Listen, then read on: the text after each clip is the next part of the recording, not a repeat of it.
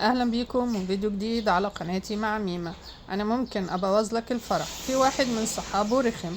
هكذا مزح الفنان احمد سعد الفنان هشام جمال والفنانة ليلى اثناء ادائه لواحدة من اغانيه الشهيرة في حفل زفافهما امس.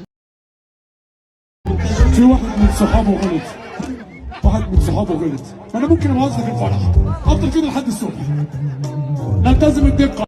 وشهد الحفل حضور نخبة كبيرة من نجوم الوسط الفني حفل زفاف العروسين هشام وليلى، منهم الفنانة إلهام شاهين ونبيل عبيد وهالة سرحان والفنان حسين فهمي وليلى علوي والفنانة يسرى وأحمد السعدني ودرة ومصطفى شعبان.